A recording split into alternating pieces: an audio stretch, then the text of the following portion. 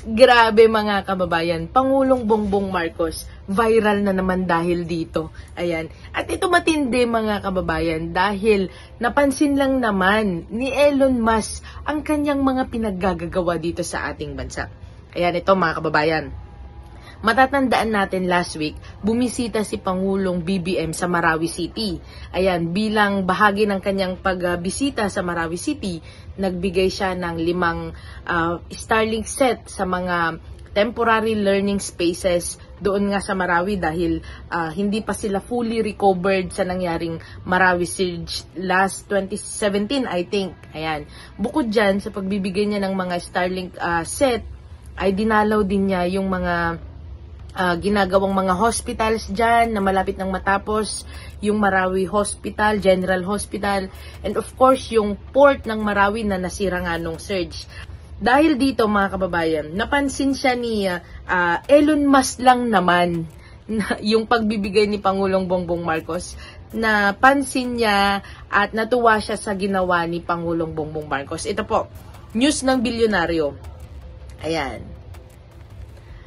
Marcos bring Starlink to Marawi to bridge digital divide. Elon Musk gives a thumbs up. Ayan. So, sa mga hindi po nakakakilala kay Elon Musk, ay siya lang naman po ang may-ari ng Tesla, ang SpaceX, at saka nung X na dating tinatawag po nating Twitter. Ayan, so approve na approve po kay Elon Musk. And of course, sa atin na approve po yung pagbibigay ni Pangulong BBM ng Starlink dyan sa Marawi.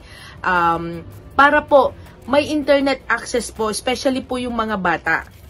'Di ba? Napakahalaga ng internet access po sa mga estudyante. And hindi lang po sa mga estudyante, sa mga business owners po dyan sa Marawi, pati kahit mga ordinaryong tao lang po sa Marawi, napakalaking tulong po nitong internet access na binigay po ng Marcos government dyan para po, syempre, tuloy-tuloy ang mga operasyon nila, mga kalakalan dyan, mga trade, of course, yung mga students, at para maka-access sila sa internet. Ayan, di ba? So, napakagandang balita mga kababayan dahil hindi lang po dito sa Pilipinas viral yung balitang yan, kundi umabot na po pala doon sa abroad, sa mga iba't ibang lugar. At yan nga po kay Elon Musk. Ayan, nagbigay siya ng thumbs up. At ito yung resibo ng kanyang thumbs up mga kababayan. Wait lang, hanapin lang po natin. Pinost ko po yan nung nakaraang araw. Ayan. Ayan.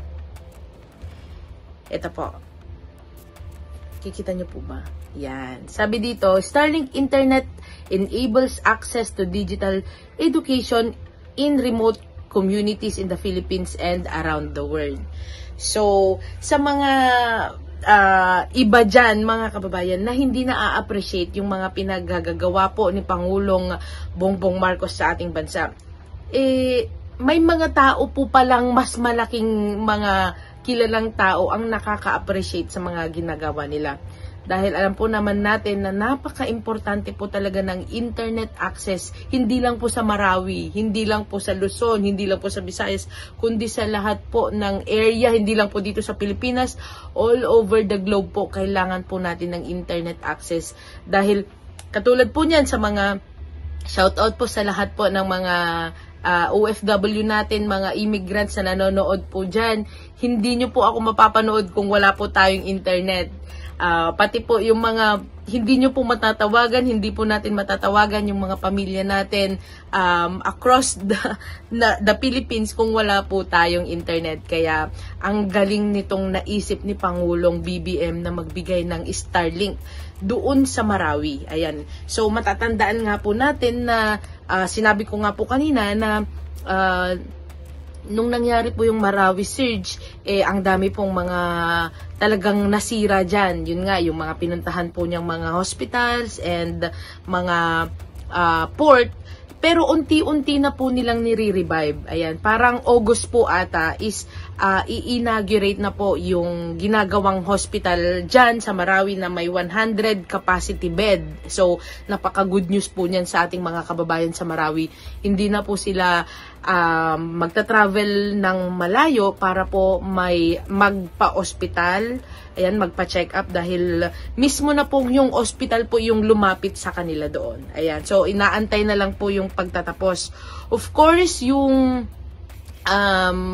port nga po na talagang kailangan nga rin po ng mga businessman yan sa kanilang mga trade, yung mga personal trip, yung mga pag-export, pag-import ng mga product doon sa Marawi. So, napakaganda ng proyektong yan, mga kababayan. At sana, pa-share itong video na to, mga kababayan, para marami pong makapanood at malaman kung ano po yung mga magagandang proyekto na ginagawa ng Marcos administration ngayon dyan sa Marawi. At dagdag informasyon na rin, mga kababayan, yung palang port na ginagawa doon sa Marawi ay parang dagdag daungan sa paligid ng Lake Danao. Ayan, sa pagbisita ng Marawi City Port ni Pangulong Bongbong Marcos, kinilala niya ang kahalagahan ng pasilidad na may terminal na kayang magserbisyo ng 130 passengers every day. Inahiyag din niya ang pagkalugod niya sa pag-usad ng mga hakbang para sa Marawi Rehabilitation. Ayan yung mga pictures ni Pangulong Bongbong Marcos sa pagpunta niya po sa Port of Marawi. Ayan. Ayan. At ipapakita ko rin po yung mga pagbisita po niya sa Marawi City General Hospital. Ayan. Ito, mga kababayan, yung Marawi City General Hospital pala ay isang flagship project sa ilalim ng rehabilitation program ni PBBM. Ayan. Ito nga po, ayan. So, yung pagbisita niya, and then, ayan na, yung nasa likod, yan po yung parang hospital na 100 bed capacity. Ayan. August tinatakdang buksan instead sa original plan na September. So, napaka-ganda po, no? ng balita ngayon. So, mga kababayan, para sa karagdagang impormasyon, panoorin natin yung media interview ni Pangulong BBM sa Marawi. Ay, nandito ako, pinuntahan ko yung Marawi para tignan yung ginagawa nating rehabilitation para sa ng mga nasira, actually nasira lahat. Kaya inuna namin, pinuntahan natin yung mga eskwelahan kung nasan yung mga bata ngayon. Which is the temporary lang yun, yung una natin pinuntahan, temporary lang yun. Yung pangalawang pinuntahan natin, yun ang bago. That will be able to house up to 9,000, almost 10,000 students doon sa mga bagong building. Malapit na matapos, kaunti na lang, maglalagay na lang ng perimeter fence, pwede na dalhin yung mga bata doon. And then the next facility that we want to inspect was the Marawi City Hospital. And it is a 100-bed hospital, primary care. And we are giving the contractors and all of the government agencies a deadline of August na mabuksan na yung hospital para makapag-serbisyo na sa taong bayan.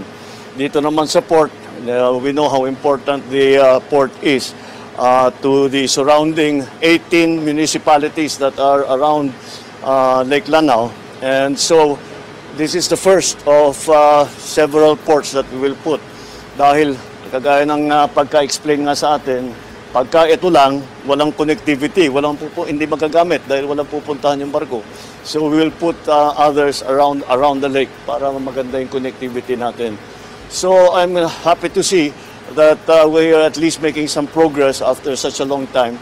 We have we have figured out the water supply already, which we are working out in partnership with the DND kasi yung part ng water supply system ay nasa kampo ng Department of Defense. Kaya pinagsama-sama na natin, pinag-usap-usap na natin, tapos na yung mga documentation, pwede nang simulan ang paglagay ng gamit, and the water supply will also be there. Tinignan din natin ang electrical supply na both for the school and for the hospital lalo. Siyempre, yun ang pinaka-importante. Ang hospital, mukhang naman wala, they have sufficient power, but naghahanap sila ng standby generator kasi ang hospital talagang kailangan, kahit may brownout, kailangan patakbuhin yung mga makina. So, requirement yan ng DOH na bawat hospital ay may standby generator. And so these are the main infrastructure developments that we have initiated here in Marawi. Marami pa tayong gagawin, and we will be able to show the progress that we have been making in putting Marawi back together. The other problem was yung mga kaso. Yeah. Ilan na yung na-resolve natin? Sa mga kaso po is meron na pong almost 2,000 Yeah. cases. Out of the 14, Yes. to the MCMC. Yes, of course. Yeah, almost 2,000 po yung nag-start na-resolve na-adjudicate na po na kaso. So, it's because we start looking at total of 14,497.